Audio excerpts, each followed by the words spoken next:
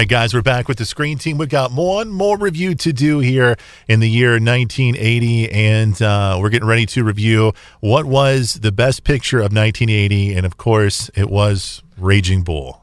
Probably should have been.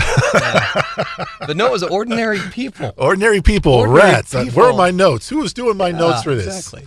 Or it could have been Empire Strikes Back. It could have been a lot of things, but it was Ordinary People. Were you? Let's just get right to it. Do you agree with the choice? Do you think Ordinary People was the best film of the year? No, I don't think Ordinary People is the best picture of the year. I think that, in fact, when you read these lists of what are the worst best pictures ever awarded, right, Ordinary People's up there at the top. Sure. I won't say it's a bad movie. I think it's a good movie. Sure. But 1980 had such incredible competition going with it. It is kind of a fluke that it won Best Picture. It was Raging Bull and Elephant Man and Ordinary People, and I don't know what the other two were. I think Atlantic City was one of them, Okay. Which is a very forgotten film, Burt Lancaster. But Ordinary People, I think, was riding the coattails of Robert Redford's directorial debut, and everyone was very excited about that. And it was sort of a movie for its time as well.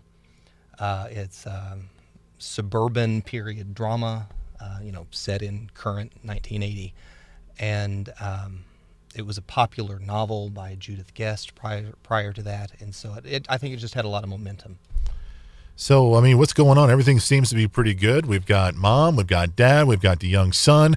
They live in a nice suburban community, live in a nice house, everything that you could want. You've got money, you've got friends, you've got power, it seems to be. I mean, middle-class lifestyle. Everything seems to be great. So, except there's this wrong? one great tragedy, this great hole in the lives of these people, and that is that the older son has died. And not just died, but died in a freak accident where the younger son and him were boating. Storm comes up, the boat capsizes, the older son drowns, the younger son is left with survivor's guilt, psychological counseling, and the parents are, as you would expect, distraught at the death of a child.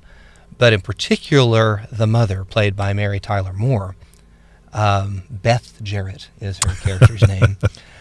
She is absolutely one of my favorite characters in all of cinema, and Mary Tyler Moore's performance is pivotal to that for me. Okay, explain why.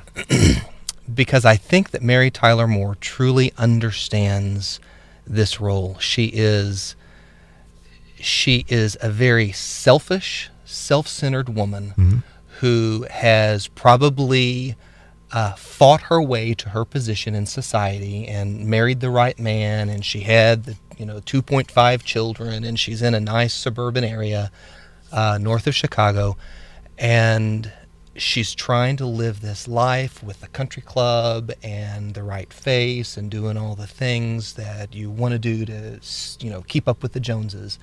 But her favorite son, and it's clear from the movie, that was her favorite son who died. Yeah. And she's blaming the younger son for it. And she becomes, in reviews that I have read in the past, one of the terms that I think is most appropriate to describe her, the review called her a wasp witch. Wasp being white Anglo-Saxon Protestant witch. And she is so tied to what she defines as her material wealth and her status and who she wants to be, and she's so self-absorbed by all of that she does not have the ability to give and to love. And in fact, Donald Sutherland, her husband, basically says that to her in that very moving, pivotal, dramatic scene in the dining room toward the end of the movie. And he basically says, you don't have an ability to love. What happened to you? And she's just a pathetic, pitiful character. Is she a villain? I think if you had to find a villain in the movie, it has to be her. I think she's a victim of her own faults. I think if she understood what she was doing to her surviving son, she would stop it. Right, right. But I think she's oblivious to it. Because therapy is a main topic in this film. Sure. The young son goes through it, and even the father does for a period of time. But it seems like the one who needs it the most is, the son definitely does need it, but she needs it as well. So I think if you're right, if that was something she was subject to, I think she would change. So I don't want to put that villain tag on her, but there's definitely things that she needs to change, but she doesn't want to. I think that she's not doing it deliberately, maliciously.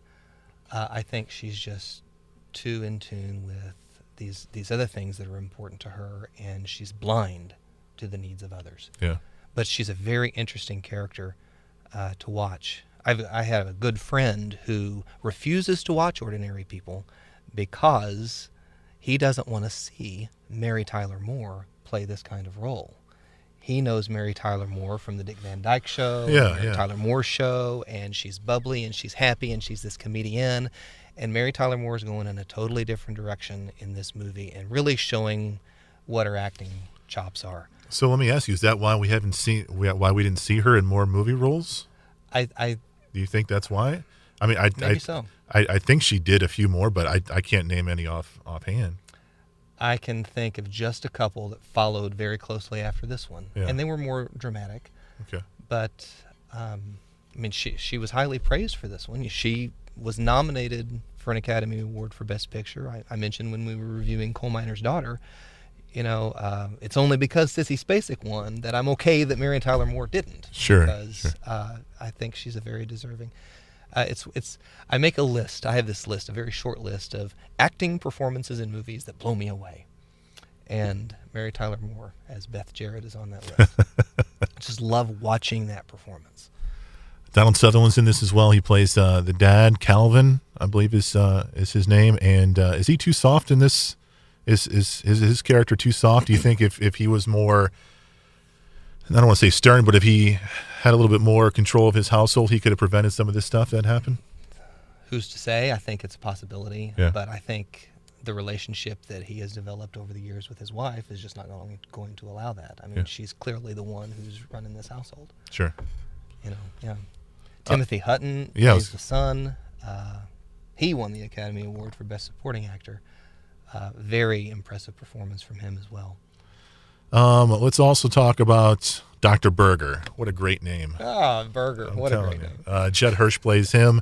And it's funny, I was watching his performance, with Timothy Hutton, and it just reminded me, even though this movie came out a lot later, it reminded me of the Good Will Hunting performance with Robin Williams. Than Good Will Hunting. Yeah. I'm sure Good Will Hunting used a lot of I've never this. made that connection, but I think you might be right. So I saw a lot of similarities with this film. I've seen this movie twice in my lifetime. Once probably about 10 years ago, and just recently. Is this a rewatchable movie? Because it's kind of a hard watch. Would you agree?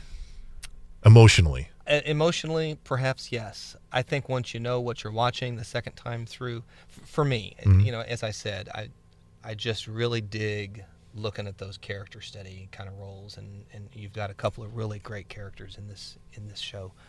I watch it. I've seen it probably 5 or 6 times. I rewatch it. Okay. I enjoy it. All right. It won Best Picture in 1980. The movie is called Ordinary People. All right. So what's next for us, Steve? We're going to do 81, 82. I don't know. We'll have to look into that. We'll definitely have to look into that. All right. He's Steve. I'm Chris. We're all part of the Screen Team. And remember, we want you to know before you go.